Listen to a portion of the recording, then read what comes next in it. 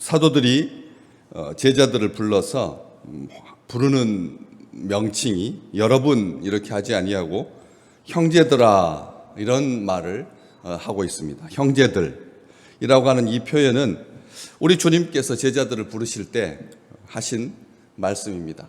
얘들아라고 부르기도 하셨지만 이 형제들이라고 하는 이 관계를 우리 주님께서 설정해 주셨죠. 주님께서 정하신 호칭입니다. 형제들이라고 하는 말이. 가톨릭에서 형제 자매라고 쓰는 그 표현을 한참 교회가 막 따라서 했던 때가 있었습니다. 그러다가 이제 직책이 정확하게 정해지고 나서 서로 간에 부르는 호칭이 따로 마땅한 게 없죠. 뭐 집사님이라고, 대부분 다 집사님이라고 부르는 게 이 호칭이 되었습니다. 일반 호칭이 되었죠. 그냥 교회 다니면 그냥 집사님이라고 부르는 것이 일반 호칭이 되었습니다. 그래서 한때는 그렇게 형제와 자매라고 하는 호칭이 특별히 젊은 세대에서 한참 유행하다가 교회에서 이 형제하고 자매라고 하는 그 호칭은 잘 요즘은 사용하지 않는 그런 호칭이죠. 형제, 자매라고 부르지 않습니다. 그냥 직책으로 부르죠. 직책으로 부르는데 교회는 처음부터 제자들을, 사도들이 부를 때, 성도들을 부를 때 형제들이라고 이렇게 부릅니다. 관계라는 뜻이죠. 관계라는 뜻입니다. 우리는 우리가 부를 때는 형제들이라고 부르지는 않아도 이 형제들이라고 하는 이 호칭 속에서 의미하는 바가 무엇인지를 우리는 알고 있습니다. 다시 말하면 이것은 혈연 관계라는 것이죠. 형제라고 하는 그 말 자체가 혈연 관계인 거죠. 한 부모 밑에 형제들로 구성된 그런 이 가족과 같이 그런 관계를 가지고 있는 것이 바로 이 형제라고 하는 호칭일 것입니다. 친밀하다라고 하는 말이고 피를 나눴다라고 하는 뜻입니다. 피를 나눴다라고 하는 뜻이고 늘 함께 한다라고 하는 의미이기도 하고 때로는 다투기도 하고 불편할 때도 있습니다. 그렇지만 그럼에도 불구하고 이해하고 용서하고 사랑하는 관계, 따뜻한 관계라는 뜻이죠. 부드러운 시선으로 서로를 격려하는 그런 관계가 성도 간의 관계라는 뜻입니다. 형제라고 하는 그 표현이 말하는 것은 요즘 점점 더 형제들의 숫자가 작아지면서 형제의 형제 간의 관계, 형제라고 하는 그런 이것이 마치 이제 덕목이 된 것 같습니다. 덕목. 원래는 형제 간의 관계는 자연스러운 건데 형제 간의 관계를 느껴보지 못한 세대이니까 형제라고 하는, 형제애라고 하는 말을 가지고 관계성을 강조할 때, 훈련성을 강조할 때, 교육할 때 이 형제라고 하는 표현을 쓰게 되는 것이죠. 그래서 중세 시대 때는 아예 그 형제성을 강조하기 위해서 형제단, 수도원에도 무슨 형제 수도원, 또 우리나라에서도 형제 보육원, 이런 식으로 이 스스로 그런 관계에 대해서 연약하니까 형제라고 하는 말을 집어넣어서 NGO 단체도 많아지고 그리고 그런 훈련, 수도원, 그리고 이런 것들이 많아지게 되었다는 것이죠. 다시 말하면 이게 그냥 형제로 사는 건데, 사는 삶인데, 우리가 언제 형제지간에 형제애에 대해서 특별하게 교육을 받고 그리고 또 형제애 기간이라고 기간을 정해서 따로 사랑하는 것이 아닌데 그냥 삶이 형제인데 삶이 사랑인데 그렇지 못하니까 이 형제에 대해서 사람들이 이렇게 좀 높은 점수를 주면서 그렇게 하기를 바라는 그런 요소가 되었다라고 하는 것이죠.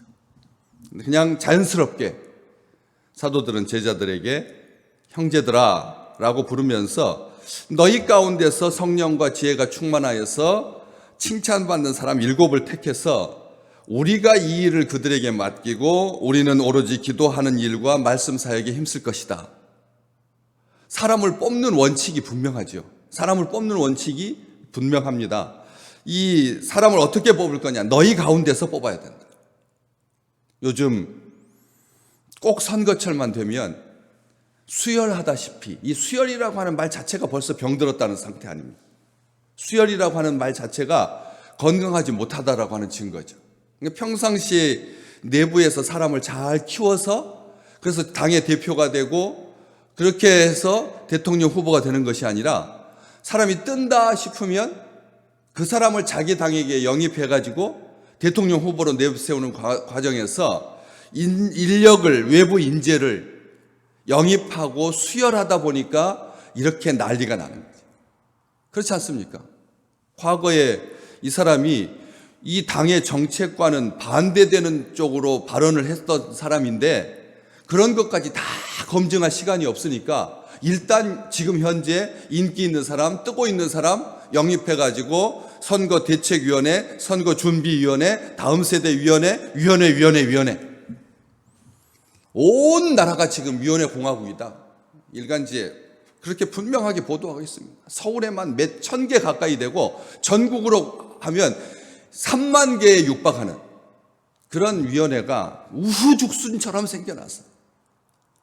자생하지 아니하고 외부의 전문가를 영입하고 실력가를 영입하고 능력가를 영입해서 하다 보니까 본래의 취지와는 빗나가면서 어긋나게 되고 삐걱거리게 되어서 임명받은 지 3시간 만에, 임명받은 지 하루 만에 사퇴하는 일들이 발생하고 있는 것이죠. 부족하고 연약해도 형제 가운데서, 너희 가운데서, 이 표현이 중요한 원칙입니다. 교회는 이 원칙으로 여지껏 사람을 선택하고 사람을 세웠습니다. 이게 하나님께서 사도들을 통해서 교회에 주신 지혜이고 방법인 것이죠. 좀 우습게 보여도, 미련해 보여도, 성에 안 차도 선지자가 고향에서 환영받는 법이 없다라고 하는 것을 알고, 그렇기 때문에 이 제자 중에서 사람을 택하라. 너희 중에서, 너희 가운데서, 믿음의 식구들 가운데서 사람을 택해라.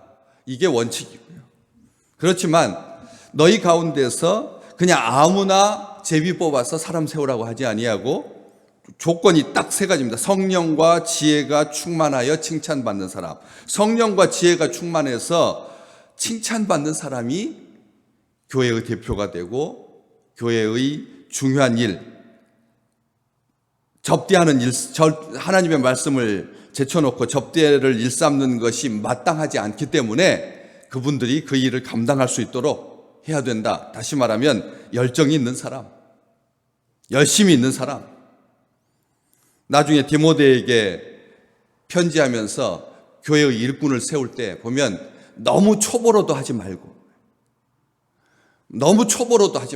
신앙이 깊지 아니한 사람, 지금 능력 있어 보이고 그리고 잘하는 것 같아도 그렇게 검증되지 않은 사람을 세웠다가는 문제가 발생한다. 어떻게 할 수가 있느냐? 여기 칭찬 듣다라고 하는 이 칭찬 듣는 사람, 칭찬 받는 사람이라고 하는 이 칭찬 받다라고 하는 이 말이 원래 증인이 되다, 증거가 되다라고 하는 단어에서 나온 말입니다. 칭찬 받다라고, 칭찬이라고 하는 그 말 자체가 증인이 되다, 증거가 되다, 다시 말하면 입증하다, 확증하다. 뭘 입증하고 뭘 확증한다는 말입니다. 신앙과 믿음을 확증하고 입증한다는 뜻입니다. 입증된, 검증된, 신앙이 두터운, 신망이 두터운. 그래서 공동 번역은 이 칭찬 듣는 자를 뭐라고 했냐면 신망이 두터운 사람을, 신망이 두터운, 신망은 믿음과 소망을 말하는, 믿음과 소망이 있는 사람을 뽑아야 된다는 거예요. 말이 굉장히 정확한 사람, 이런 사람을 뽑는 것이 아니라 신앙, 믿음과 소망, 말이 자극적인 사람이 있습니다. 말이 자극적인 사람, 아주 매운 사람이 있습니다. 그 사람하고 만나면 내가 뭔가 자꾸 부족해지는 것 같은 느낌이 드는, 말을 통해서 나를 이렇게 세워주고 나를 격려하는 것이 아니라 자꾸 어떤 원칙을 세우니까 그 원칙에 내가 부족하다라고 하는 것을 느끼게 해서 자괴심이 빠지게 만드는, 말이 투가 그런 사람이 있습니다. 말투가 그냥 따뜻하지 아니하고 아주 냉랭한 사람이 있다는 것입니다. 이 신망이라고 하는, 신망이 두텁다라고 하는 말은 그런 의미인 겁니다. 교회에서 우리가 세상 말해서 뭐 합니까? 세상처럼 정확한 사람, 전문가들은 세상에 지천으로 깔려 있거든요. 딱 보면 눈빛만 봐도 이 사람의 과거를 쭉 읽어낼 수 있을 만큼 인생에 대해서 아주 전문가들, 박식한 사람들 세고 셌습니다. 세상에 깔려있는 사람들이 다 전문가입니다. 사람들은 말합니다. 악수만 해도 안다고, 그 사람에 대해서. 눈빛만 봐도 이 사람이 어떤 사람, 어떤 삶을 살아왔는지 다 알 수 있다고. 다 그렇게 말하지 않습니까? 관록이 있어서 다들 전문가입니다. 심지어는 연예인들조차도 요즘 인기 뜨고 있는 프로그램이 뭡니까? 보살처럼 나와가지고 앞에 있는 사람 과거에 대해서 다 듣고 현재를 진단하고 미래에 대해서 대책을 마련해주고, 이런 일들이 이게 정식 프로그램이라니까요. 계속 그렇습니다. 아시잖아요. 막 그 전통색이라고 하는 오색, 오방색, 그 색의 옷을 입고 보살처럼 그렇게 이런 일들이 이 세상에 많은 것, 다들 전문가입니다. 그렇기 때문에 교회 안에서 사람을 판단하는 사람의 그 입으로 소망을 무너뜨리는 사람, 절망을 전염시키는 사람 뽑아서는 안 된다는 것이죠. 그래서 신망이 두텁다라고 표현되어 있고, 또 여러 가지 한글 성경에 보면 좋은 평판을 가진 사람, 존경받는 사람이라고 되어 있습니다. 칭찬 듣는다라고 하는 말이 성령과 지혜가 충만하여 칭찬받는 거니까 칭찬받는 것을 꾸미고 있는 것입니다. 순서가 앞에 성령이 먼저 나왔다 그래서 성령 통하고 지혜 통하고 그다음에 맨 마지막이 칭찬 듣는 사람, 이게 3단계로 검증하는 것이 아니라 칭찬받는 사람이 중요한 건데, 이 칭찬받는 것은 디모데에게 바울이 편지하면서 외인에게도, 교회 바깥에 있는 사람들에게도 선한 증거를 얻은 자, 이렇게 표현하고 있습니다. 다시 말하면 교회 안에서는 아주 반듯하고 따뜻한데 바깥에 있어서는 그렇지 못한 사람, 신앙의 열심이라고 하는 그 항목을 가지고 바깥에 있는 사람들에게 맹신, 맹목, 광신이라고 비춰지지 않는 사람, 외인에게도 바깥에 있는 사람들에게도 선한 증거를 얻은 자가 칭찬받는 자라는 것입니다. 이게 중요합니다. 이중적인 사람이 있거든요. 아시잖아요. 다른 사람한테는 굉장히 따뜻한데 나하고 제일 가까운 사람에게는 그렇지 못한, 그래서 바깥에서 비칠 때는 굉장히 부드러운 사람이고 아주 유능한 사람인데 실제로 자기 옆에서 같이 사는 사람한테는 그렇게 평가를 받지 못하는 사람. 그래서 카메라를 갖다 대고 바깥에서 이렇게 좋은 분인데 당신에게도 그런가요? 그렇게 물으면 갑자기 서로 얼굴을 마주보면서 씩 웃고야만은, 그렇지 못하다는,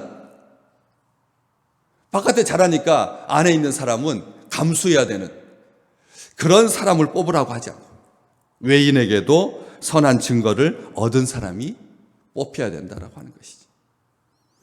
그리고 성령과 지혜가 충만한데, 뒤에서부터 보면 칭찬받는 사람, 지혜, 어떤 지혜입니까?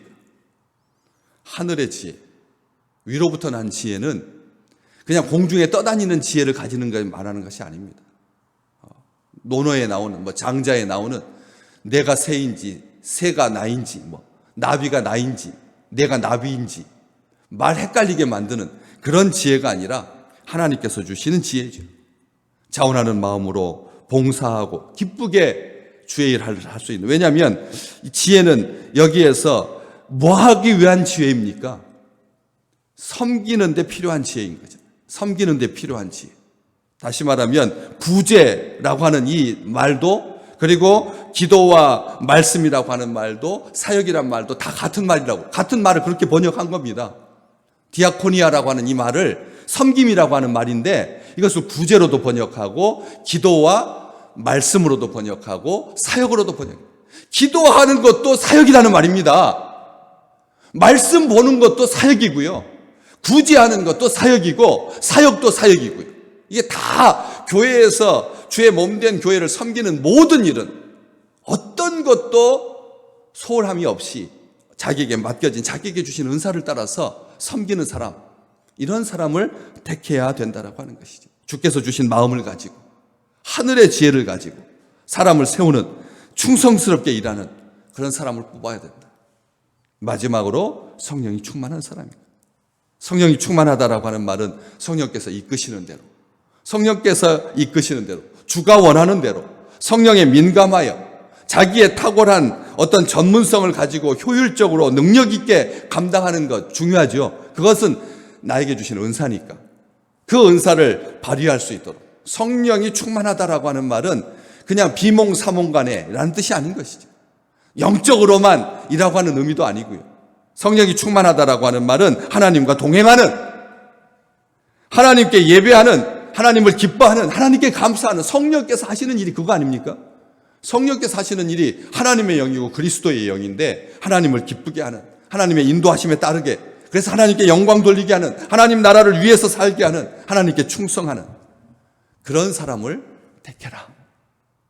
그래서 교회가 이 말을 기뻐하면서 믿음과 성령이 충만한 사람 7을 택하게 되는 것이죠. 우리는 기억해야 합니다. 하나님의 교회는 하나님께서 세우시는 사람으로 충만합니다. 우리를 뽑아서 세우신 분은 하나님이십니다. 하나님께서 교회를 위하라고 사람을 뽑아주셨습니다. 그분들이, 교회의 지도자들이 이 일을 감당함으로 말미암아 어떤 사역이든지 주의 몸을 든든하게 세워가고 하나님을 영화롭게 하고 하나님을 즐거워하는, 하나님을 기뻐하는 매사에, 그래서 합력하여 선을 이루고 하나님의 영광이 나타나는 아름다운 교회, 가정 되시기를 주의 이름으로 축복합니다.